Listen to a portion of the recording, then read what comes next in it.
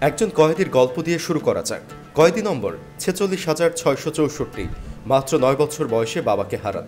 মানুষের অধিকার আদায়ের লড়াই করতে গিয়ে ১৯৬৪ সাল থেকে ২৭ বছর কারাগারে কাটান। কারাগারে থাকা অবস্থাতেই তিনি দূরশিক্ষণের মাধ্যমে আইনে ডিগ্রি লাভ করেন।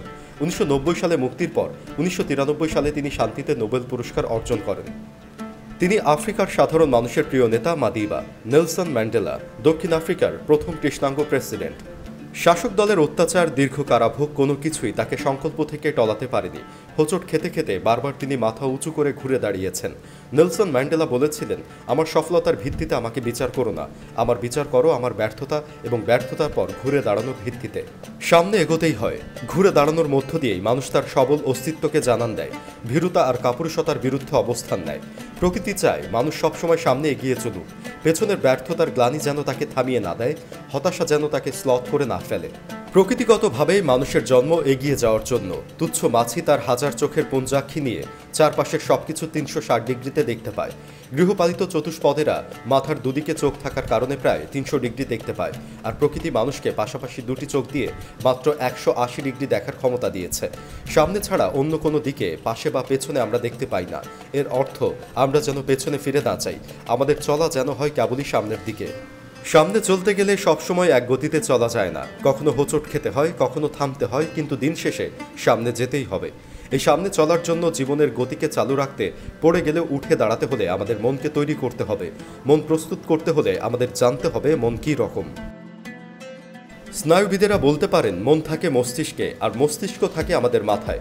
হৃদরোগ বিশেষজ্ঞরা হয়তো বলবেন হৃৎপিণ্ডই মন আর হৃৎপিণ্ড থাকে বুকে। অর্থনীতিবিদেরা বলতে পারেন মন থাকে টাকায় আর টাকা থাকে পকেটে। কবিরা বলেন মন থাকে হৃদয় আর হৃদয় থাকে আরেকজনের কাছে। যদি জিজ্ঞেস করি কেউ মন দেখেছেন কিনা, সবাই বলবেন কেউ দেখেননি। এই অদেখা মনকে তুলনা করা যায় নদীর সঙ্গে। নদীর যেমন কুল ভাঙে, মনও তেমনি ভাঙে। নদীতে যেমন চর পড়ে, মনও তেমনি শুকিয়ে যায়। নদীতে যেমন ঝড় হয়, মনেও তেমনি ঝড় হয়। এই মনকে ঘুরে দাঁড়ানো বহমান নদীর মতো করতে হলে আমাদের দক্ষ হতে হবে। শক্তির স্তর তৈরি করা জরুরি। এর জন্য প্রথমেই দরকার নিজের মধ্যে একটা শক্তির স্তর তৈরি করা। কখনোই নিজেকে শক্তিহীন, উদ্যমহীন মনে করা চলবে না। নেতিবাচক দৃষ্টিভঙ্গির পরিবর্তন করতে হবে। মনে রাখতে হবে মানুষের বুদ্ধি সবচেয়ে বেশি। এই বুদ্ধির সঙ্গে আবেগের যথাযথ সংমিশ্রণ ঘটাতে পারলে একজন মানুষ সহজে ভেঙে পড়ে না। সবটাই নয় স্বপ্নে ভরা। আমাদের চলমান জীবনের সবটাই স্বপ্নে ভরা নয়। আমরা আনন্দে খুশি হই, বেদনায় কাতর হই। কিছু থাকে সফলতা, আবার কিছু ব্যর্থতা। আমরা যদি সবসময় ব্যর্থতাকে আঁকড়ে ধরে থাকি, তবে সফলতা প্রবেশ করতে পারে না। সফলতাকে জায়গা করে দিতে ব্যর্থতার চিন্তা মন থেকে সরাতেই হবে। ছোটবেলা থেকেই ব্যর্থতা মেনে নিয়ে নতুন করে শুরু করার অভ্যাস রাখতে হবে। এজন্য শিশুদের কখনোই লক্ষ্য বেঁধে দেওয়া যাবে না। এতে করে তারা সামান্য ব্যর্থতাকে গ্রহণ করতে পারবে না, সহজেই ভেঙে পড়বে। শিশুদের ব্যর্থতাগুলোকেও উদযাপন করা শেখাতে হবে, তাহলে তারা যে কোনো পরিস্থিতিতে ঘুরে দাঁড়াতে পারবে। সামাজিক দক্ষতা বাড়াতে হবে। কারো মধ্যে যখন সামাজিক দক্ষতাগুলো কমে যায়, যখন সে নিজের মধ্যে গুটিয়ে থাকে, তখন সে নিজেকে অনেক ছোট মনে করে, উদ্যম নিয়ে পুনরায় নতুন করে শুরু করতে পারে না। এজন্য সামাজিকভাবে তাকে দক্ষ হতে হবে। সামাজিকভাবে দক্ষ হলে মনের ওপর চাপ কম পড়ে, মন সুস্থ থাকে। ইন্টারনেটের সামাজিক যোগাযোগ মাধ্যমে অধিক সময় ব্যয় না করে বাস্তব সামাজিক অনুষ্ঠানগুলোতে সক্রিয় অংশ নেওয়া প্রয়োজন। তাহলেই সামাজিক দক্ষতা বাড়বে, ইতিবাচক চিন্তা করার সক্ষমতা তৈরি হবে এবং কখনোই হাল ছেড়ে দেবে না। সাহসী পদক্ষেপ নেওয়া তার জন্য সহজ হবে। জীবনের মুক্ত দানাগুলোকে খুঁজে বের করতে হবে। আমাদের দেখার শক্তি, শোনার শক্তি, ঘ্রাণের শক্তি, অনুভবের শক্তি, হাস্যরসের শক্তি আর ভালোবাসার শক্তির মতো মুক্তগুলোকে যেন সঠিকভাবে কাজে লাগানো যায়, সেজন্য এসবকে বড় করে দেখতে হবে। পড়ুন, পড়ুন এবং পড়ুন। পাঠ্য বই বা অফিসের দরকারি ফাইলপত্রের বাইরে প্রতিদিন কিছু না কিছু পড়ুন। বাড়িতে একটি ছোট পারিবারিক পাঠাগার এই পড়ার অভ্যাস তৈরি করতে সাহায্য করতে পারে।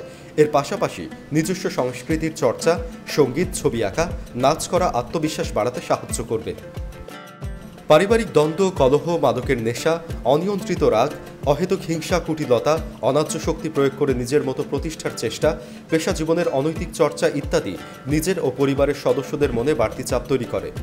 এটা প্রকারান্তরে আত্মবিশ্বাস কমিয়ে দেয়। এই বিষয়গুলোকে অবশ্যই পরিহার করতে হবে। পাশাপাশি আত্মকেন্দ্রিকতা ও ব্যক্তিত্বের বিকার থেকে রক্ষা পেতে প্রযুক্তিতে আসক্ত না হয়ে যৌক্তিকভাবে প্রযুক্তির ব্যবহার করতে হবে। কেননা সামনে এগিয়ে যেতে হলে প্রযুক্তির বিকল্প নেই। জুজুর ভয়ে প্রযুক্তি থেকে দূরে থাকাও চলবে না। সমস্যার মুখোমুখি হতে হবে। সামনে যাই আসুক না কেন সমস্যাকে এড়িয়ে চলা যাবে না, সমস্যার মুখোমুখি হতে হবে। আত্মসমালোচনা জরুরি, কিন্তু তাই বলে নিজেকে ছোট, তুচ্ছ বা হীন ভাবা চলবে না। ছোট ছোট সিদ্ধান্ত নেওয়ার চর্চা ছোটবেলা থেকেই করতে হবে, তাহলে আসল কাজের সময় সিদ্ধান্ত নেওয়া সহজ হবে। সবসময় অন্যের ওপর নির্ভর করবেন না। হতাশার কাছে হার নয়। জগতে যারা বড় হয়েছেন তারা কখনোই হতাশার কাছে পরাজিত হননি। সাহসে ভর করে নিজের ওপর বিশ্বাস রেখে ঠিকই এগিয়ে গেছেন। আত্মবিশ্বাসী হয়ে আমাদের জীবনের সব মুক্ত দানাকে কাজে লাগিয়ে ঘুরে দাঁড়াতেই হবে।